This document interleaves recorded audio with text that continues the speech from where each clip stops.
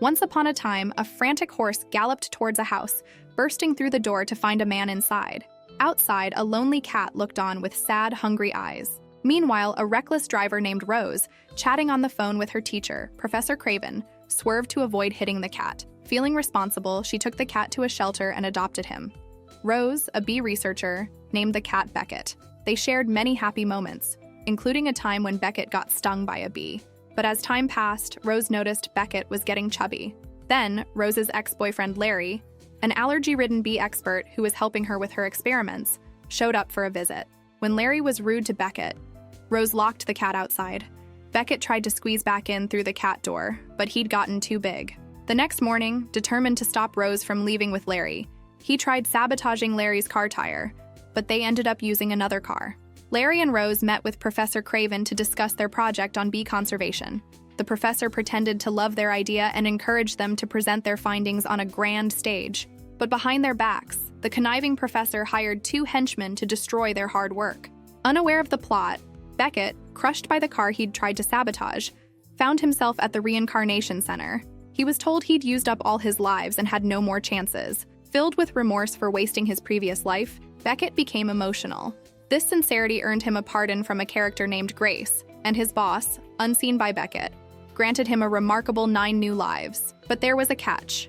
With each reincarnation, Becket would be a different animal. Excited, he barely listened to the details. Rose searched for Becket everywhere, then went to bed worried sick. Becket, now a badger, snuck into the house that night and curled up on Rose's bed. In the morning, Rose freaked out at the sight of the badger, not realizing it was Becket in a new form. She chased him away. As he ran, he spotted Larry. Enraged, Becket attacked Larry but got electrocuted and died. Back at the reincarnation center, Becket complained about being a badger and learned about his remaining lives. He cycled through lives as a rat, a cockroach, and finally, a parrot. Throughout these lives, his hatred for Larry, who he blamed for his demise, only grew stronger. After their search for Becket proved fruitless, Larry and Rose donated his belongings to a shelter. Becket, now a parrot, tried but failed to get adopted again. As Larry and Rose left, Becket held onto a toy, remembering happier times. Suddenly, something fell on him, triggering another reincarnation, this time as a dog. As a dog, Becket met another dog named Happy.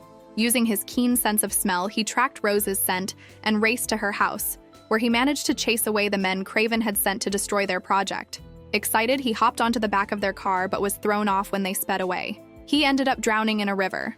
Becket woke up yet again, this time as a fish, right in Craven's office where Rose and Larry were presenting their project. During the presentation, Craven revealed his evil plan to his henchmen, to destroy Rose's bees and replace them with his robotic bees. Becket tried to intervene by messing up Craven's robotic glove, but unfortunately, he was eaten by a bird. Reincarnated as a horse, Becket saw Rose and Larry and bolted towards them, determined to return home. Bent on stopping Craven's evil plan, the horse broke into their house and threw Craven out the window, causing a mess in the process. Rose and Larry rushed back to find a scene of destruction and blamed the horse. Heartbroken and longing to return to his humans, Becket went back to the reincarnation center.